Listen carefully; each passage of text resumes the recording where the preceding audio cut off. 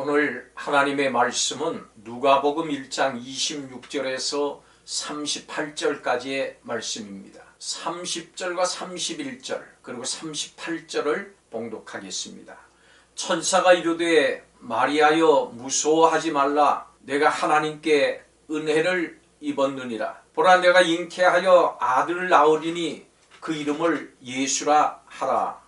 마리아가 이르되 주의 여종이오니 말씀대로 내게 이루어지이다 하매 천사가 떠나가니라. 아멘. 오늘 이 본문은 예수님의 나심을 예고하는 장면인데 본문에 몇 사람이 등장을 하고 천사도 등장을 합니다. 오늘 이 본문에 여러 사람이 등장합니다마는 주인공은 하나님이십니다. 하나님이 계획하셨습니다. 육신을 입고 이 땅에 오실 계획, 그리고 은혜를 주셨습니다. 천사를 보내셨습니다. 능력을 주셨습니다.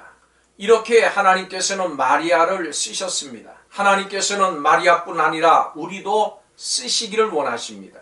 하나님께서는 우리를 향해서도 계획을 가지고 계십니다. 각자를 향한 계획이 있으십니다. 어떻게 우리가 하나님께 쓰임을 받을 수 있습니까? 은혜로 쓰임을 받을 수 있습니다. 쓰임을 받는 것은 하나님의 은혜입니다. 천사 가브리엘은 쓰임을 받은 마리아를 두 번이나 은혜를 받은 자라고 부르고 있습니다. 하나님께서는 은혜로 누군가를 부르시고 그 사람을 통해서 세상 가운데서 역사하십니다. 하나님께서 마리아에게 말씀을 주시고 특별한 은혜를 주셨습니다. 여러분도 이렇게 부름받기를 바랍니다. 하나님의 은혜를 받은 자요. 하나님께서 우리를 부르시고 세우시고 구원하시는 모든 것이 하나님의 은혜입니다. 왜 그렇습니까? 우리는 사실 아무 자격이 없기 때문입니다. 분명히 마리아는 신실하고 진중한 여인이었지만은 마리아 자신의 자질이나 능력 때문에 하나님의 아들을 낳는 사명이 주어진 것은 아닙니다. 모든 것은 하나님의 은혜로 이루어집니다. 마리아에게도 하나님의 은혜가 필요했습니다. 그래서 하나님의 은혜를 입은 자여, 이렇게 천사가 부르고 있는 것입니다. 처녀인 제게 어떻게 이런 일이 있겠습니까? 마리아의 천사를 향한 반문입니다. 천사는 이렇게 대답을 했습니다. 하나님께는 불가능한 일이 전혀 없다. 어떤 능력이라도 주실 수 있습니다. 처녀가 잉태하게 하시는 하나님의 능력이 임한 것입니다. 우리 인생이 때로 이런 질문을 할 때가 있습니다. 어떻게 이 일이 될 수 있지? 어떻게 내가 이 어려움을 헤쳐나갈 수 있을까? 어떻게 이 병을 고칠 수 있지? 어떻게 저 사람이 그 가운데서 구원을 받을 수 있지? 어떻게 회복될 수 있지? 오늘 이 본문은 그 답을 주고 있습니다. 37절에 하나님께는 불가능한 일이 전혀 없다라고 답을 주고 계십니다. 34절에는 성령께서 내게 임할 것이며 하나님의 능력이 너를 감싸 주실 것이다. 하나님의 능력으로 되는 것입니다. 창조주 하나님을 믿으시기를 바랍니다. 창조주 하나님을 믿는 믿음은 모든 믿음의 기초입니다. 하나님의 창조를 믿는 성도는 어떤 놀라운 이적도 믿을 수 있습니다. 그러나 하나님의 창조를 믿지 못한다 그러면 믿음의 기초가 세워질 수가 없습니다. 성도는 하나님의 창조에 대한 믿음을 확고하게 세워야 합니다. 구원의 복음의 근거가 되는 하나님의 말씀을 가르치고 전해야 합니다. 하나님께서 원하시면 초자연적인 방법으로 잉태하게 하실 수 있습니다. 처녀가 잉태하게 할 수 있습니다. 하나님은 법과 질서를 세우신 분이기 때문에 그 법을 초월하여 역사하실 수도 있는 분이십니다. 하나님의 능력을 믿음으로 기적의 역사를 체험할 수가 있습니다. 마리아는 하나님의 말씀에 순종했습니다. 그래 쓰임을 받았습니다. 마리아는 천사가 하나님의 목적을 설명했을 때 전혀 주저하지 않고 받아들였습니다. 마리아는 자신이 당할 수 있는 어려움을 알았습니다마는 하나님의 말씀을 기꺼이 받아들인 것입니다. 이 일로 요셉과의 관계가 어그러질 수도 있고 마리아 자신의 명예를 잃을 수도 있었습니다.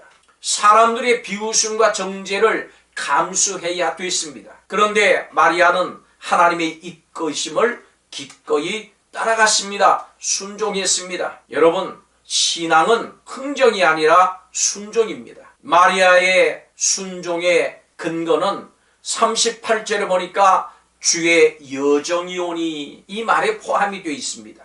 하나님께서 원하시는 대로 시키는 대로 하겠습니다, 이 말입니다. 마리아는 자신의 뜻을 하나님께 맡겼습니다. 사람들은 요셉과 혼전 관계를 가졌든지 정절을 어겼든지 둘 중에 하나로 볼 것입니다. 마리아는 태어날 예수님이 사생아로 비춰질 것이라고 하는 것도 알았습니다. 이 아이가 내 삶에 들어오면 사회적으로 매장을 당할 수도 있었습니다. 그런데도 마리아는 주의 여종이오니 이렇게 고백합니다. 알면서도 그 길에 들어선 것입니다.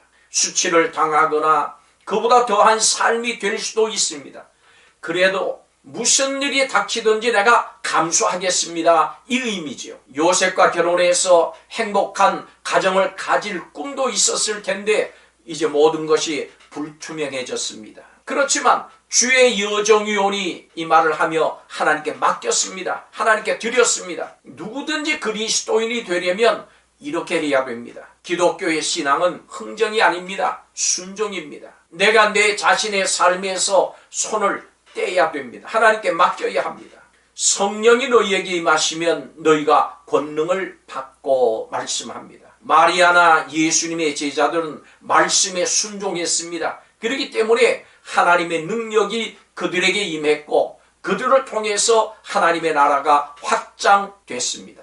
하나님의 나라는 세상에서 성공한 사람, 능력 있는 사람, 재물이 많은 사람이 아니라 하나님의 말씀에 순종하는 사람을 통해서 세워져 나가는 것입니다. 우리가 말씀에 순종하면 하나님의 능력이 우리에게 임합니다. 마리아는 우리 모두와 같은 인간이었지만 십자가의 길을 걷기로 마음에 작정을 했습니다. 결심했습니다. 그렇다면 우리도 할 수 있습니다. 순종의 시험에서 평범한 10대 소녀인 마리아에게 뒤지지 마십시오. 마리아가 우리가 가야 될 길을 보여주고 있습니다. 하나님께서 여러분을 통해서 일하기를 원하십니다. 우리를 통해서 일하기를 원하십니다. 우리가 작고 연약해 보여도 불가능한 일을 이루시는 하나님을 믿는 자들을 통해서 그 일을 이루십니다. 성탄절을 앞둔 이 시기에 더 예수님께서 행하신 큰 일을 기억하면서 그 일에 우리도 쓰임받기를 소망합니다. 기도드리겠습니다. 하나님 은혜를 감사합니다. 하나님 앞에 순종하는 삶을 통해서 성령의 능력을 덧입게 하시고 하나님께서 우리를 향해 가지고 계신 계획들을 이루어 하나님의 나라가 확장되어지며 많은 영혼들을 구원시키는 일에 쓰임받는 우리 모두가 되게 하여 주시옵소서. 예수님의 이름으로 기도하옵나이다. 아멘.